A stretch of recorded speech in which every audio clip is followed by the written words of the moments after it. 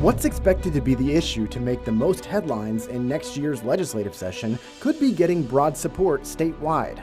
Because in their cost-benefit analysis, the pros outweigh the cons. A new survey breaks down the numbers, but our reporting shows some contradictions. Even flushing the toilet several times so the water gets cold and splashing toilet water on my body. Dealing with heat in Texas prisons, an ongoing lawsuit pushing for air conditioning at facilities across the state. Crosswalk Crimes, the challenge is keeping law enforcement from enforcing a new state law aimed at protecting pedestrians. Produced from the Capitol in Austin and airing statewide, this is the award-winning State of Texas. Hello and thank you for joining us. I'm Josh Hinkle. 3 weeks after Hurricane Beryl left millions of Texans without power, state lawmakers grilled CenterPoint Energy CEO Jason Wells. More than 2 million of CenterPoint's customers lost power, some for as long as 2 weeks. Tensions are still high across a hot Houston as people call for accountability. Our Ryan Chandler reports from Houston. At Frenchie's Fried Chicken in the 5th Ward, CenterPoint sucks to me. Frustration fuels the crowd. Still charge people, even though their power was out. Businesses like this closed for days, while power poles lined the streets. Their workers left to dark homes, as hot as the kitchen. In the heat, sleeping at night with heat, no way of relief.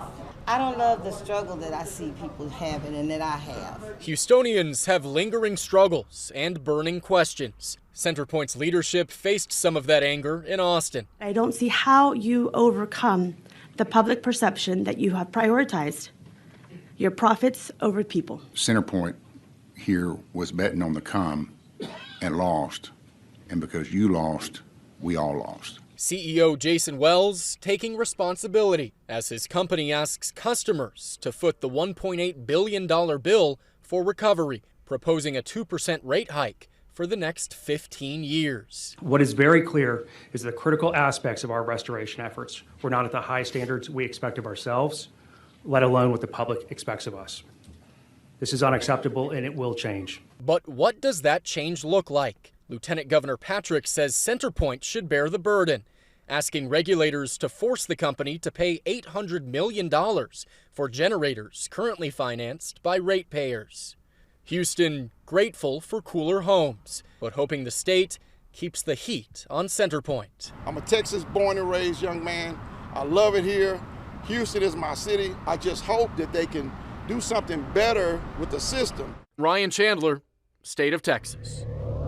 On her second trip to Texas in a month, Vice President Kamala Harris met with Mayor John Whitmire and other city officials for a briefing on recovery efforts from Hurricane Beryl. Her visit ended with a keynote speech at the American Federation of Teachers' 88th National Convention. And just this week, Harris was in Houston again, this time attending the funeral of Congresswoman Sheila Jackson Lee, where she delivered the eulogy. Jackson Lee passed in mid-July after a battle with pancreatic cancer.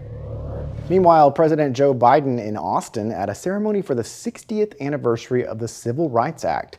He's now seeking to cement his legacy during his last months in office. Joining us for some insight is our Matt Grant. Thank you for being here. Thank you for having me. So the president called for a reformation of the nation's highest court. Can you go through his ideas for us? Yeah, so the president spoke at the LBJ Library and outlined a major reform plan for the Supreme Court that would include 18-year term limits and a mandatory ethics code which would require the disclosure of gifts, refraining from political activity, and recusing themselves from cases where there's a conflict of interest, either from the justice or a spouse. Biden, who served on the Senate Judiciary Committee, said he felt compelled to call for change following what he called extreme decisions handed down by the 6-3 conservative majority, including the overturning of Roe and giving former presidents some immunity from prosecution, something he wants Congress to do away with through a constitutional amendment. I have great respect for our institutions and the separation of powers laid out in our Constitution. But what's happening now is not consistent with that doctrine of separation of powers. Extremism is undermining the public confidence in the court's decisions. So Matt, what chance is there these reforms will go through, and what does the rest of his term look like? Well, simply put, it's probably not very likely that it's going to get done. Biden's lame duck status in a divided Congress makes it next to impossible. House Speaker Mike Johnson has already called his Supreme Court proposal dead on arrival, but the president is pushing ahead. He did negotiate just days ago a major prisoner swap with Russia. The White House will also be looking to arm Ukraine, broker a peace deal in Israel, on top of a wish list of domestic priorities that experts say will be tough to pass because Republicans don't really want to hand the president any victories, especially in an election year. All right, Matt, thank you very much. The federal government is calling on Texas to make changes or face consequences over how it treats children in state custody. This week, the Department of Justice issued a scathing report after nearly 3 years of looking into 5 state youth facilities. Investigators say they found a pattern of abuse, excessive use of force, a lack of essential services, and discrimination. They all came after 2 advocacy groups filed a complaint asking for the feds' help. My hope is that this is a wake-up call, that we really need a system change, and that what we're doing isn't working. The Texas Juvenile Justice Department responded to the findings. Its statement read in part, "We are continually working to improve our operations and services to the youth in our care and the communities of Texas we protect." Keeping inmates safe and putting full air conditioning in Texas prisons is what an ongoing lawsuit is asking. Inmate advocates this week asked a federal judge to declare the state prison system's lack of air conditioning as unconstitutional, cruel, and unusual punishment. They say temperatures inside can get about 120 degrees, leading to hundreds of deaths in recent years. One woman who was incarcerated back in 2020 says staff tried to hide the inside temperature by putting tape over the thermometer. When I peeled back that electrical tape, the reading on that thermometer was 136 degrees Fahrenheit in the dorm where I was living with 101 other women. Assistant State Attorney General Marlene Ellis said the state would like to provide more air conditioning, but is constrained by the legislature's budget. To give some insight, TDCJ implemented some heat illness mitigation policies following scrutiny. Inmates are now screened for medical conditions that could make them sensitive to heat. Those with prior conditions are given priority placement for an air-conditioned housing area. Inmates also have access to fans, ice water, and can request cold showers. They also receive routine wellness checks. Staff is advised to increase water intake while making sure cooling equipment is properly functioning. However, some prison employees have raised concerns the rules aren't being enforced. They say it's because facilities are short-staffed. I remember thinking, he's not stopping, he's not stopping. A new state law meant to punish people who hurt or kill others in a crosswalk might be tough to enforce. We take a closer look at the challenges as families across Texas reach out to us with their stories. Roughly 2/3 of Texans support school vouchers or ESAs. Concerns and contradictions among Texas voters. The new poll revealing just how many Texans support letting parents pay for private school with public money.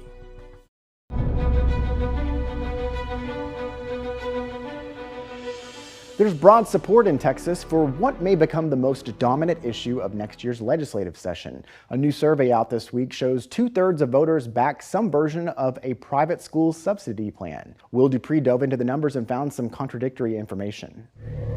Whether it's a school voucher or an education savings account, no matter what you call it, Texas voters say they're for it, according to a new poll. What we found is roughly 2/3 of Texans support school vouchers or ESAs for all parents, and that's across all racial and ethnic groups. The University of Houston and Texas Southern University recently surveyed more than 2,200 voters. 66% say they'd back a bill offering universal vouchers, which would let parents pay for private school with money currently allocated to a public school district. Meanwhile, 69% say they support the creation of ESAs. That's the governor's preferred plan, establishing government-funded bank accounts so that families could subsidize private education expenses. However, the survey found almost the same numbers agreed with criticisms of these plans, namely that they could funnel away money from struggling public schools. But in spite of those critiques, they still support voucher legislation because in their cost-benefit analysis, the pros outweigh the cons. Governor Abbott says he believes he has the votes to pass private school subsidies next year in the Texas House after helping to oust some incumbents earlier this year. However, Democrats say this issue could give them an opening. We need to pick up about 3 more seats to defeat the governor's voucher scam yet again and to save our neighborhood public schools. State Representative Gina Hinojosa is skeptical of the survey's findings. The election in November will be the ultimate test. Will Dupree, State of Texas. Governor Greg Abbott's press secretary released a statement on the survey saying, quote, "When it comes to education, parents matter and families deserve the ability to choose the best education opportunities for their children. Governor Abbott will not rest until Texans have their voices heard, and school choice is the law of the land." Next month, we could get a preview of what's to come during the next legislative session next year. A House committee meeting on August 12th will look at the use of education savings accounts in other states, and the committee could make recommendations for a Texas program. We want to give you some perspective on the governor's effort to push this plan forward. When it failed in the last legislative session, it was opposed by every Democrat and 21 Republicans in the Texas House. Most of those Republicans came from rural areas with very few private school options. In the first election after that failed effort, the governor focused his money and endorsements on those looking to unseat Republicans who opposed the plan. It ultimately led to 11 incumbents losing their seats. Enough that the governor said on election night, the Texas legislature now has enough votes to pass school choice. And the issue at heart was you need to let people know. $1 billion settlement over facial recognition. The state of Texas case against Facebook, they say protects your privacy. It's going to take district attorneys with courage and conviction across Texas who value the protection of human life. Crosswalk Crimes, a new law to punish people who hurt or kill others crossing the road, might be tough to enforce.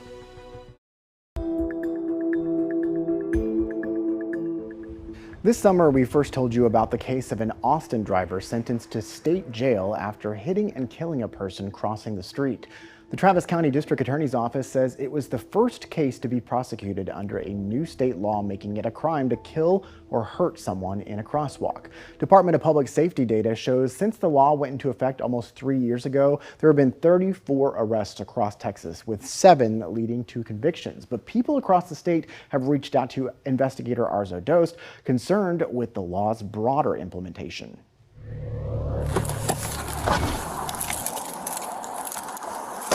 Who was driving? All right, so what happened? Was driving this way, but by the sun, we didn't see her. In this police body cam video, a driver tries to explain to officers what happened at this Dallas neighborhood crosswalk. It was the sun, so we didn't see her. Well, I didn't see her. Police say he struck Crystal Morris at the four-way stop with his pickup. And I just had both hands out in front of me, and the front of the car hit my hands, and I fell back. Landed on my head. Here she is on police body cam at the hospital talking to an officer and a doctor. My head is killing me. It happened more than 2 years ago, as Morris says she was walking her dog, Rudy, near her apartment. I remember thinking, he's not stopping, he's not stopping. Morris says she spent 3 days in the hospital with a skull fracture, brain bleed, and severe concussion. She explained she had weeks of speech and physical therapy. I'll still have some symptoms. I'll struggle with my speech, and I'll have other symptoms related to my brain injury. There's now a law that went into effect in September 2021 and requires drivers to stop for a pedestrian or cyclist in a crosswalk. If there's serious injury or death, drivers could be held criminally responsible and even face jail time. But we've learned it's not that simple. Since we started covering concerns about the lack of enforcement of the law, we've heard from families across Texas who are pushing for arrests and charges to be filed in their cases. My mother was killed in downtown Houston, happened about 12:30 in the afternoon during her lunch break. She was killed crossing the street while using a crosswalk. My son was ran over. He was 14. I don't want my son's life to be in vain. My mom had the signal to walk, and then she made it across halfway across before a pickup truck turned into her. Fort Bend County in the Houston area is where the push for the law started. The act named after Lisa Torry Smith, a mother who was struck and killed there, crossing the street with her son in a school zone in 2017. The Fort Bend County DA's office has become an unofficial hub for questions about the law and enforcement. The biggest hurdle that we have seen so far is being able to say, does this rise to the level of criminal negligence? What are the challenges to proving criminal negligence? It is very fact specific. We have to be able to prove that under this law that the driver was aware that there was a substantial risk, a pedestrian, a bicyclist, someone on a scooter, to be in their pathway, right? And that they disregarded that and drove through there anyway.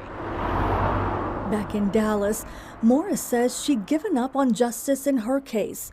She says she wasn't getting anywhere with the Dallas Police Department. I tried to move on.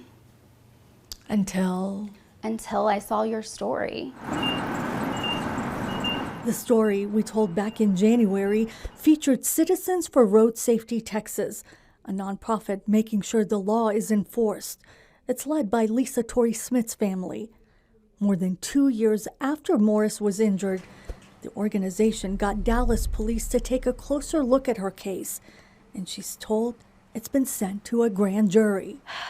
I had a moment of relief, and it felt like something that I had been carrying with me for 2 years in the back of my head, constantly thinking about, because I'm constantly experiencing some of the symptoms. She's back to taking her walks. Come on, Rudy. With Rudy right by her side. She says, luckily, the pickup missed him. I feel like he needs to be held accountable, and he needs to be charged with what he did to me. The crash report in her case says that the driver did get a ticket that day for not having a license. I've tried to reach him, but he hasn't responded to any of my messages. The Dallas County DA's office says it can't comment on grand jury referrals. Now, we did bring concerns about enforcement of the law here to the Capitol.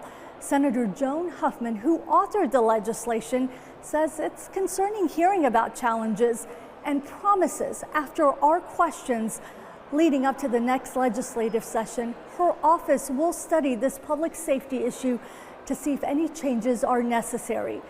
The next session starts in January. At the Capitol, Arezow Doost, State of Texas.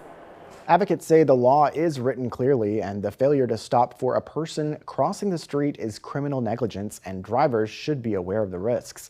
Arzow's been tracking the latest with other cases you heard about across the state, and she just obtained the 911 audio recording from the first case prosecuted in Austin we mentioned. You can listen to a clip from that call and read other case details in this story online in this week's State of Texas story. Are you okay with companies using your photos? A big win for the state's attorney general, the billion-dollar settlement over facial recognition technology on Facebook.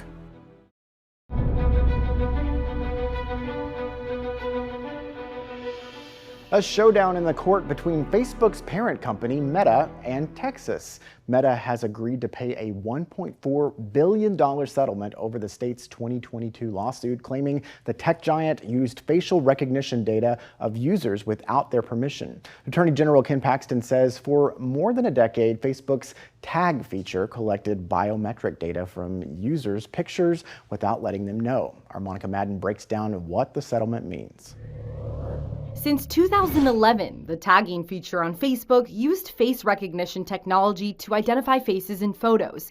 But a now settled Texas lawsuit alleges Meta did so without users' permission, violating state privacy laws. Well, when you upload your photos to a service, a social media network like Facebook, you don't anticipate necessarily that they're going to be scanning those photos and kind of storing that information about who's in the photos automatically without your consent. Texas claims the tagging feature automatically turned on facial recognition without telling users. The lawsuit and the issue at heart was you need to let people know. You need to give people that warning, or at least have that information out there that this is going on. In a statement Tuesday, Attorney General Ken Paxton called the agreement historic, saying Texas is committed to holding these tech giants, quote, accountable for breaking the law. Meta admitted no wrongdoing in the settlement, and a spokesperson said the company, quote, looks forward to exploring future opportunities to deepen our business investments in Texas. In 2021, Facebook stopped how it had previously used face recognition technology and deleted the face scan data of more than 1 billion users. Always have to be concerned with some of these privacy implications. Are you okay with companies using your photos? Some tech experts wary this will prompt change. And it doesn't prevent them from pursuing these technologies either. It doesn't prevent them from pursuing biometric tech. It doesn't prevent them from collecting data. Monica Madden, State of Texas. We reached out to the Texas Attorney General's office to ask how this money will be used, but did not get an immediate response. This isn't the first time Paxton has targeted big tech companies. In 2022, he filed multiple lawsuits against Google for alleged violations of a state's Deceptive Trade Practices Act. One of those suits also regarded biometric data. Other suits argued the company tracked users' locations without consent and pushed deceiving endorsements to customers. Last year, Paxton also joined 18 other states in supporting a lawsuit claiming the company deceptively collected and profited from users' private information. Thank you again for joining us for State of Texas. I'm Josh Hinkle. We'll be back next week to bring you an in-depth look at Texas politics.